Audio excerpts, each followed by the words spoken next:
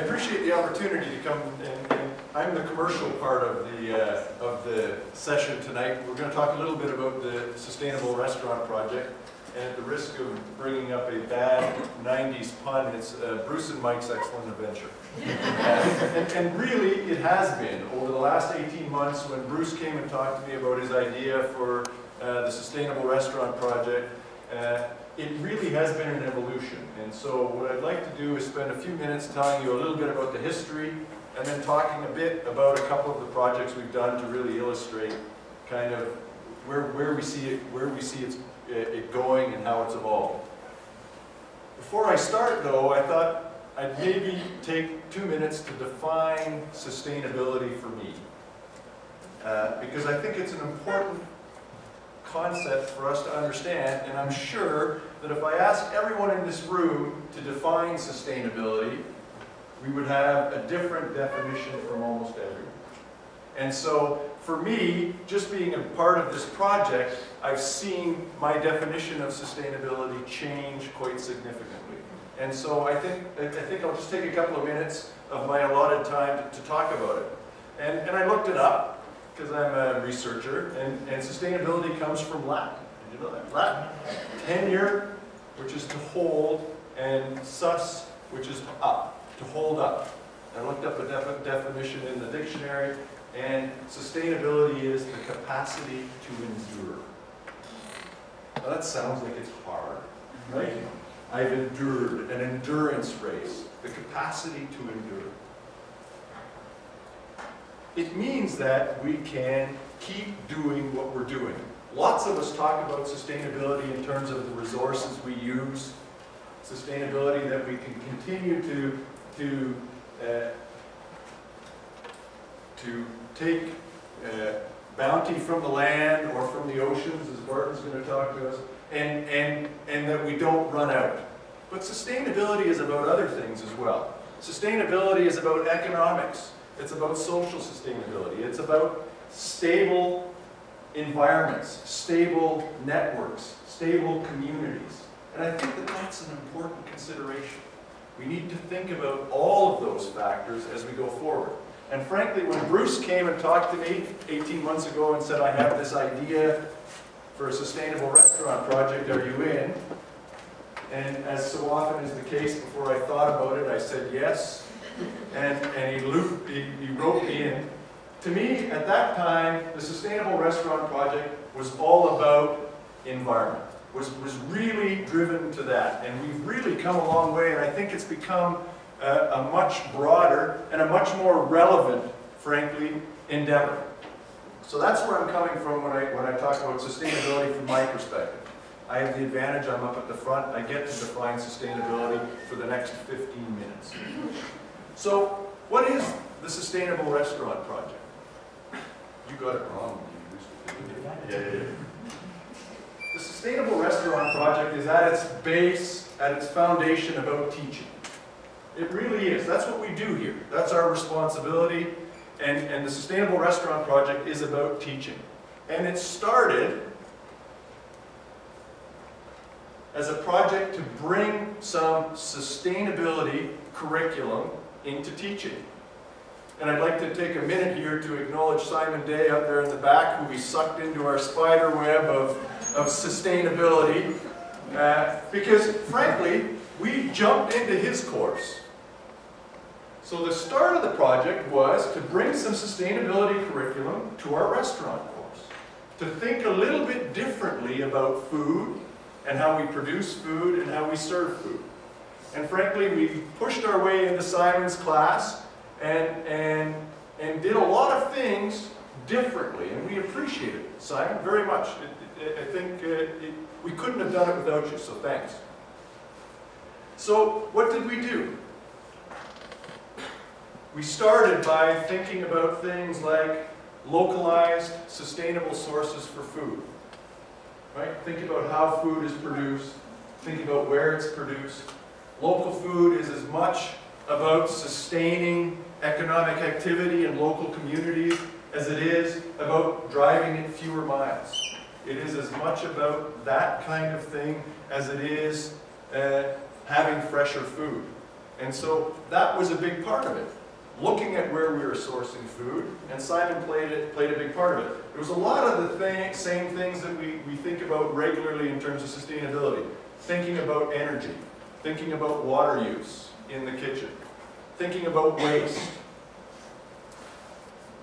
thinking about nutrition.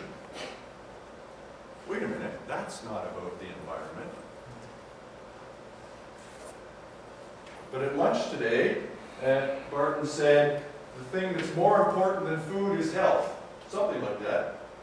And health,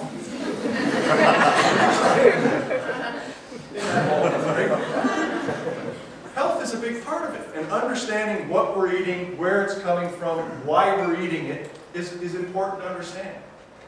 And so, students, it's about learning, students had to look at nutritional analysis of things that they put on the menu. What are we serving people? Calories, sodium, good fat, bad fat. It's making a difference in the choices people are making. And people are making more informed choices. So that's where things got to. But a big part of, it's presumptuous for someone like me to say, well, I can just teach. And a big part of this is about learning and about joint learning. And we're finding new things. And we're finding new things in conjunction with the students who are doing it. And it's not just about the classroom. It's about experiential learning. Students doing independent studies to try things. Students participating actively in research. Helping us to learn stuff. We're learning as much from them as they are. And going beyond the start of environmental sustainability. And so, about a year ago, and Bruce teases me sometimes because I'm always coming up with a tagline I said, fundamentally what we're about at the Sustainable Restaurant Project, to teach, to learn, to share. That's, if you don't remember anything else about the Sustainable Restaurant Project, that's fundamentally what it is. Experiential learning, we're sharing it, it's getting that information out.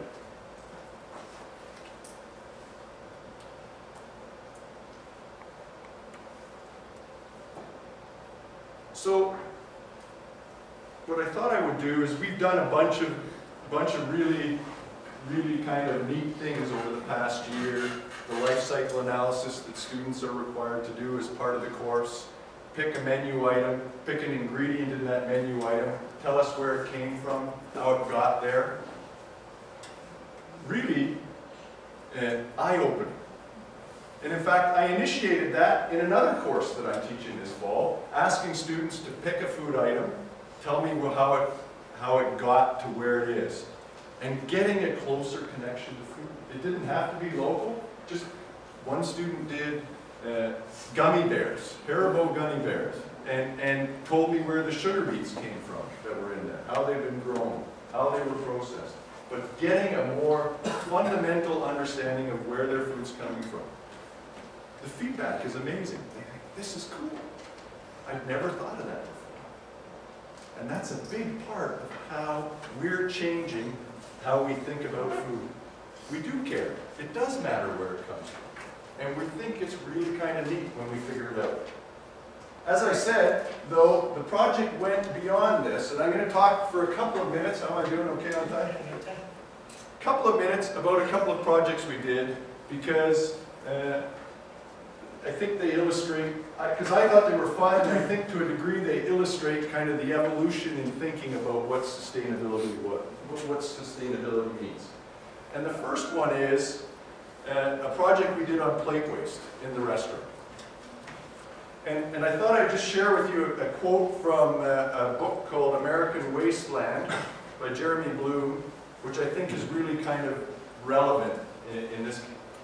And it says, food waste isn't considered problematic because for the most part, it isn't considered at all. And I've got the floor, and I'm going to get on my hobby horse here for a second and get a little bit away. Food waste matters. If you look at what people are saying is that as North Americans, we waste 40% of the food we produce. This weekend, I made the mistake of agreeing on the long weekend when I didn't remember it was the long weekend, to do some interviews on CBC Radio, and every single one of the people said, what can we do to control or to manage the increasing cost of food? So you know, food prices continue to go up. Last year, food prices went up about 2.5% in Canada, higher than the rate of inflation. Things like meat went up 6 or 7%. Bakery products probably 5%. Luckily, fresh fruits and vegetables went down a little bit. People said, they asked, how can we reduce? How can we help control food prices? You know, talk about droughts in the US, you talk about things like that. Well, there's not lots we can do about the weather. But if we reduced the amount of food we wasted, demand would go down, prices would go down. That's something we can do as individuals. The estimate is that about 20% of that, so half of that waste happens at the home. We throw out 20% of the food that we buy. You cut that in half, and your grocery bill goes down by 10%. There are things that we can do as individuals to reduce waste. So that's my tangent. Why does it matter from a restaurant perspective? Because we waste food in restaurants too. Prep waste, spoilage, and plate waste. And the first one we decided to tackle was plate waste.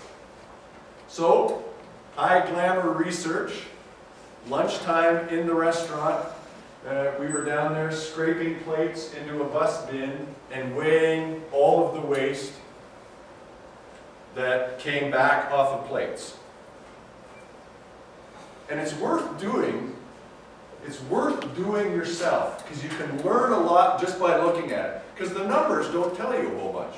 I can tell you, about 11.3% of the food served was thrown out. Some days we were as high as 19%. We never got below 5%. So what does that tell us? It tells us we're wasting 11.3% of the food we serve. In and of itself doesn't tell us a whole lot. Then, because as Bruce always tells me, I'm a math geek, we used some math and we could figure out the individual contributions of specific menu items to that waste. So we could figure out which menu items were creating the most waste. That's starting to tell us something. Right? It doesn't matter that we can look and say, well, we're wasting about 11.5%. Can we do anything about it? Not unless we know what's causing it. So, what was causing it? It's only loosely tied to portion size.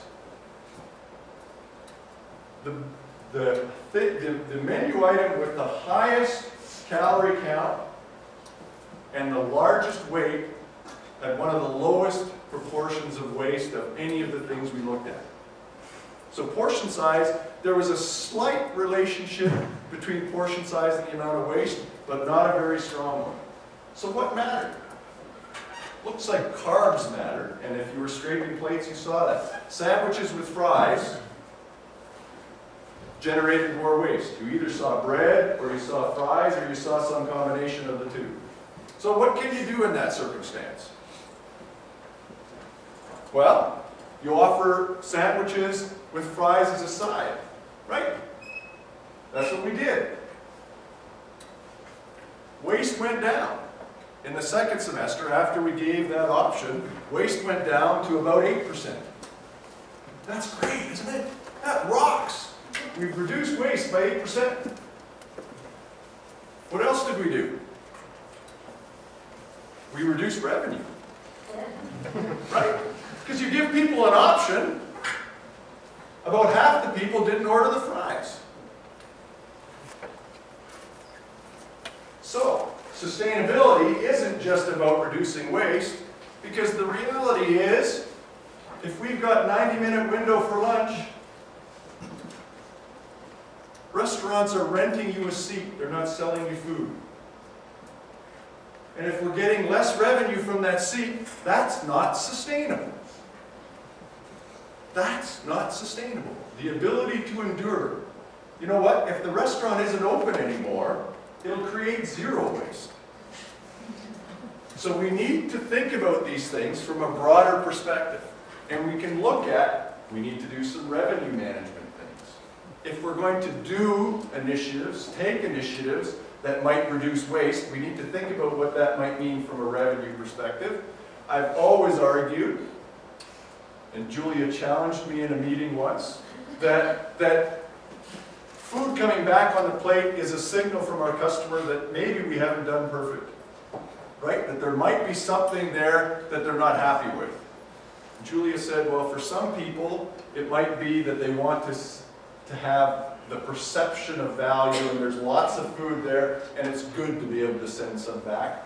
I'm not sure that's always true, and I'm not sure particularly it's true at PJ's, because students are always hungry, right? And so if there's food coming back, that's probably telling us something. So thinking about the customer experience, thinking about the revenue we're getting from that seat, all of those things matter. And all of those things need to be considered if we want to accomplish the goal of reducing waste. The other project, and I'm probably at the bottom here, so the other project I'm going to take 2 seconds to talk about is tips. What does tips, what do gratuities have to do with sustainability? Well, I'm not sure that you can get 4 restaurateurs around the table ever without the topic of gratuities coming up. Right? It causes a nightmare, and I think it's probably getting more and more. So Bruce and I, in our regular research meetings, sat down and said, well, what are some things that we're hearing other people talk about? We started talking about tips. Started talking about how do tips affect, it's a relatively innocuous interaction, isn't it? You know, I give a server some money because I had a positive experience. Why does that matter in the context of operating a restaurant? Well, it does matter. It matters from an equity perspective. I would argue that increases in minimum wage laws in this province have probably hurt people in the kitchen, have probably depressed wages in the kitchen, while increasing wages for servers who are making 80% of their wages from tips anyway. But because we're in a low margin business, and there's only so much to go around, times have been tough. The last few years, there's only so much going up. I've had to pay servers more money out of minimum wage. Means I've been able to pay the people in the kitchen. I've been able to not able to give increases to people in the kitchen. So understanding those sorts of things are important, because the other thing, and we talked about this, the other thing that's tough in the restaurant business is getting and keeping people. It is hard to convince a server to go to management if they're going to take a pay cut and work longer hours. Yeah, there's a pot of gold at the end of the rainbow, but why would I do it if I can make more money, don't have to declare it, or have to declare some portion of it? Those are issues of not related to environmental sustainability, but to social sustainability and to the sustainability of the business model in restaurants. Now, I have several more examples, but I'm running out of time. And really, to close up, we really have an outstanding opportunity here with the Sustainable Restaurant Project. We appreciate the support we've gotten. We appreciate the enthusiasm of students to participate, not only in the regular stuff, but in the research. You know, we learn more down there scraping plates every day, not just about food waste, but about tips and just chatting, and Simon indulged us, and we appreciate that. But it's been an incredible journey, and there's so much left that we can do. So stay tuned, because the Sustainable Restaurant Project's got lots more on the horizon. Thank you very much for your time.